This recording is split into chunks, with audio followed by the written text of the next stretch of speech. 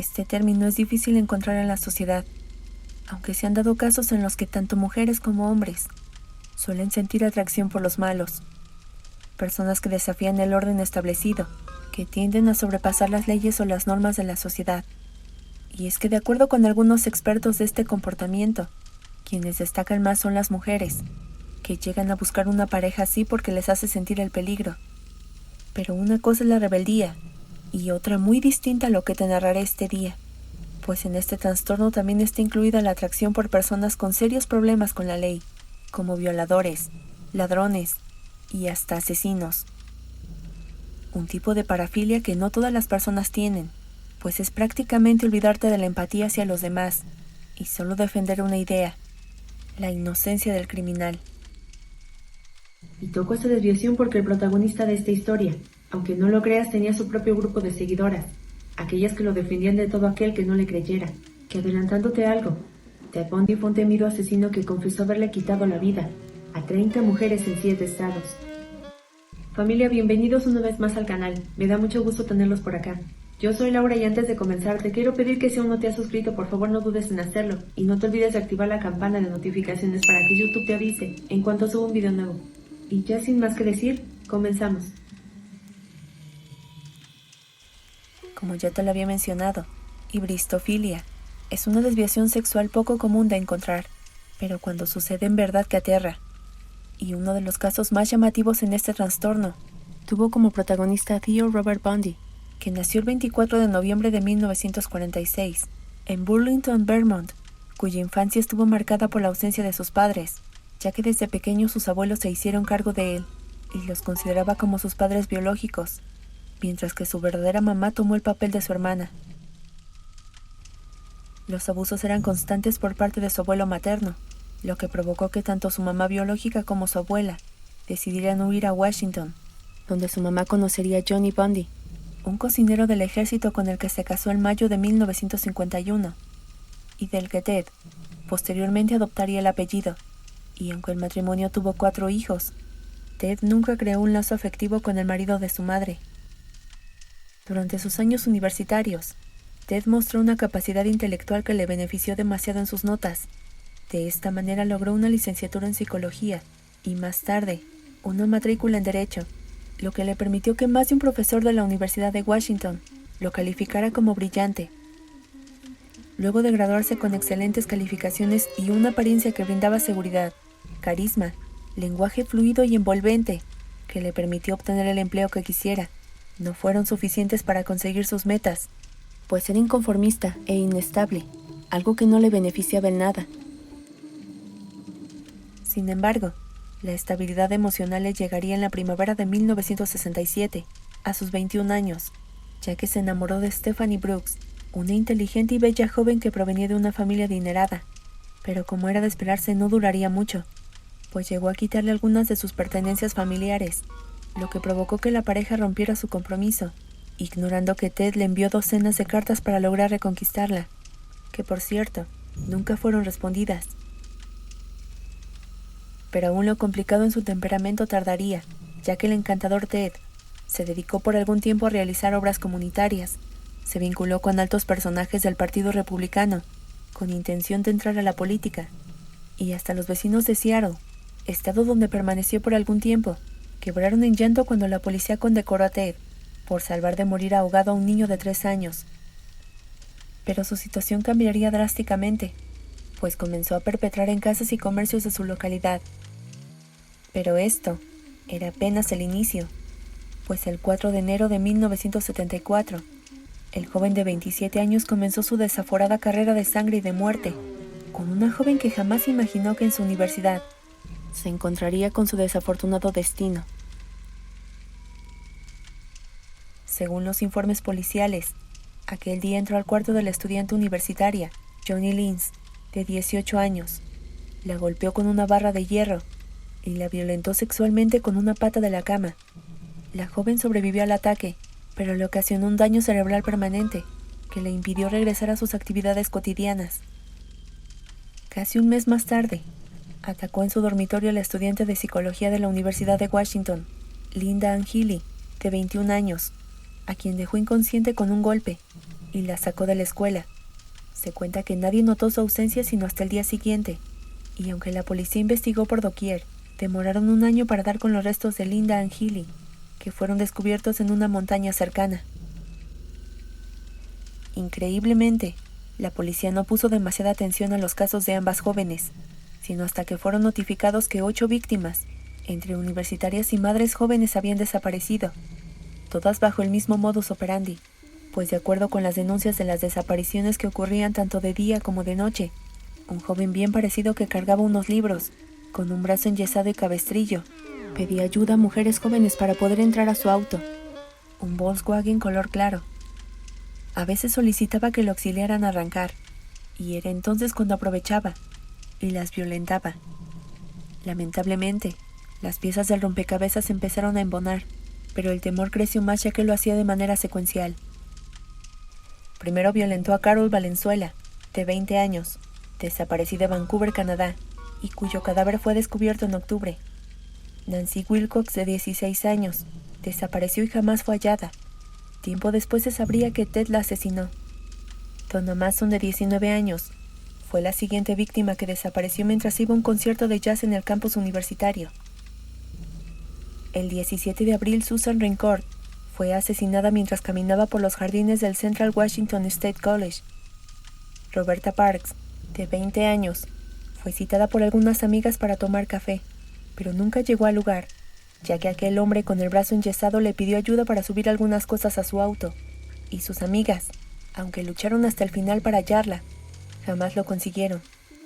Brenda Ball, de 22 años, tuvo el mismo desafortunado encuentro, pues tras salir de una taberna en Washington, luego de decirle a algunos amigos que buscaría a alguien que la llevara a Stone City, en California, denunciaron su desaparición y muerte. El 11 de junio, Georgianne Hawkins, de 18 años, de la fraternidad Kappa Alpha de Seattle, desapareció después de despedirse de su novio, y tras buscar algunos libros para su examen, nadie volvió a verla. Después, el 14 de julio, la estudiante Janice Soto, que luego de dejar una nota a su compañera de cuarto, que iría en bicicleta al parque, no volvería a su dormitorio. La última vez que la vieron estaba hablando con un hombre, que tenía un brazo enyesado, y ya te imaginarás de quién te estoy hablando. 3 días después, un hombre con el brazo enyesado secuestró en un parque a Denise Lasloon, que pasaba el día con su novio y unos amigos. Un mes más tarde, su cadáver apareció flotando en el lago. 2 asesinatos más se darían con 12 días de diferencia entre cada uno. El primero, el 18 de octubre con Melissa Smith, la hija del sheriff local, y el 30 de octubre a Laura Aimee, de 17 años, que fue secuestrada y asesinada cuando volvía de una fiesta de Halloween. Ted Bundy era un criminal que se movía sigilosamente y nadie daba con su paradero. Pero la policía estuvo a punto de hacerlo el 8 de noviembre de 1974, cuando se acercó a Carol LaRonge y simuló ser un policía, lo cual ya no coincidía con su modus operandi. Carol, confiada, subió al auto de Ted tras decirle que habían intentado robar su vehículo. Ted condujo algunos metros y de la nada frenó de golpe, sacó una pistola e intentó esposarla, pero al solo tenerla sujeta de la muñeca, ella luchó con uñas y dientes, lo golpeó en la cara y consiguió que un conductor que pasaba por ahí la llevara a la comisaría. La joven narró el terrible episodio y describió a su perpetrador de pies a cabeza, al igual que su auto. Y la policía, al ver manchas de sangre en su rostro, que provenían de Ted, comenzaron con las averiguaciones a profundidad. El proceso de investigación había iniciado, pero aún no estaba acorralado, pues con fuerzas suficientes, y tras la frustración de su anterior víctima, esa misma noche, Debbie Keown, de 17 años, desapareció de la playa del estacionamiento del Instituto Beaumont, cuando se disponía a ver con sus padres una obra de teatro. Casi un mes más tarde, un hombre denunció a la policía que había visto a la joven la noche de su desaparición, en un Volkswagen, posiblemente de color beige, que era conducido por un hombre bien parecido.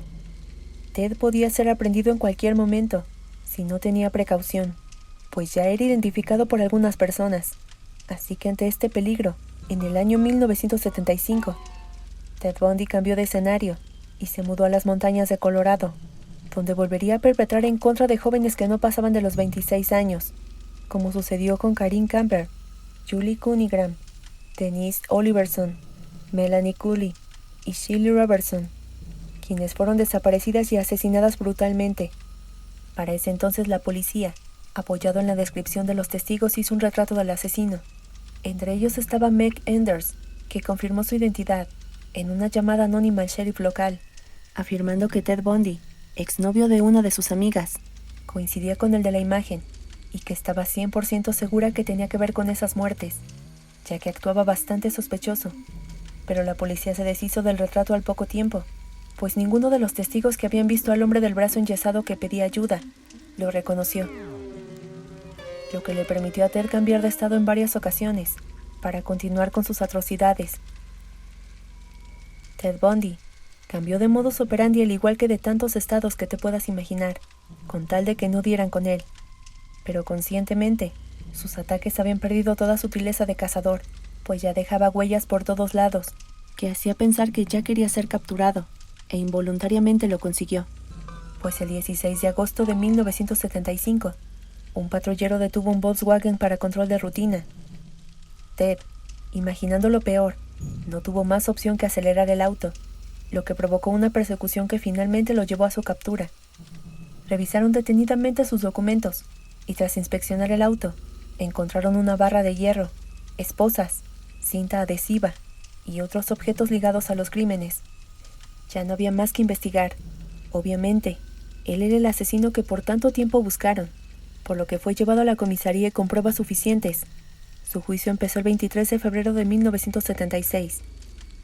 Ted, que en ese entonces tenía 29 años, como era de esperarse, se defendió, y hasta tuvo el atrevimiento de decir frente a las víctimas que habían sobrevivido, que carecían de pruebas para inculparlo. Las pruebas psico y toxicológicas concluyeron que no era psicótico, drogadicto ni alcohólico, y que no presentaba signos de daño cerebral, así que su condena debía ser cumplida en prisión, mas no en un centro psiquiátrico como tanto buscaban sus abogados. Demás pruebas fueron saliendo poco a poco. Entre esto estaba un mechón de cabello encontrado en el auto, que pertenecía a Melissa Smith y a Karine Campbell. Con esto Ted cayó, y al saber que su condena dependía de sus abogados, decidió afrontar por su propia cuenta su juicio, y se representó a sí mismo. Esto llevaba un plan, pues al permitirle esta acción, debía asesorarse con los libros que hallaría en la biblioteca de la corte, por lo que el 7 de junio de 1976 logró escapar tras saltar de una ventana, y sin importarle que el dolor que tenía en su tobillo le impedía caminar, vivió así durante una semana en un ómnibus abandonado, hasta que la policía lo arrestó. Pero esta no sería la primera vez, pues en diciembre de 1977 volvería a escapar, solo que esta fuga quedaría en la memoria de las autoridades, pues cometió sus últimos homicidios antes de ser capturado por la policía, primero en la fraternidad Chi Omega, en donde atacó a Katie Kleiner, Cheryl Thomas, Lisa Levy y Margaret Brosman. Estas dos últimas murieron al momento del ataque. Y finalmente el 9 de febrero, Lange, de 12 años, fue asesinada en Lake City, tras subir a una furgoneta blanca que conducía a Ted, quien sería arrestado días más tarde. Durante su segundo juicio, Ted ya lucía con una sonrisa en su rostro en todo momento, manifestando que los llamados delitos de la década estaban sobrevalorados, pues había más asesinos en serie en todo el mundo, y no entendía el por qué ponerle tanta atención a lo que había hecho. Su cinismo no tenía límites, y más cuando las jóvenes de la fraternidad se presentaron a declarar, en donde Ted únicamente reía y afirmaba que exageraban. Para la población, Ted era la reencarnación del mal, pero sus seguidoras no pensaban lo mismo. Justo y como te lo había mencionado al inicio del video, Ted tenía su séquito de fanáticas que lo defendían de tales acusaciones. Y es que a pesar de haber cometido actos atroces en contra de 30 mujeres, aunque se asegura que fueron más, su juicio fue uno de los más mediáticos de la época, precisamente porque en cada sesión, muchas mujeres acudían y hasta llegaron a mandarle cartas de amor, donde le hacían saber que no estaba solo. Bastante enfermizo su comportamiento, decían los psiquiatras, pues solo una persona irracional se atrevería a defender a un hombre sin escrúpulos, que incluso llegó a burlarse de todo lo que les había hecho a sus víctimas. Por ejemplo, las mordeduras que tenían en sus cuerpos como parte de la tortura, que, claro, coincidían con la dentadura del acusado. Increíble, pero cada palabra es cierta, pues todas ellas lo defendieron y hasta tuvieron la osadía de culpar a sus familiares, pues decían que no era culpa de Ted, que sintiera atracción por ellas y después las violentara.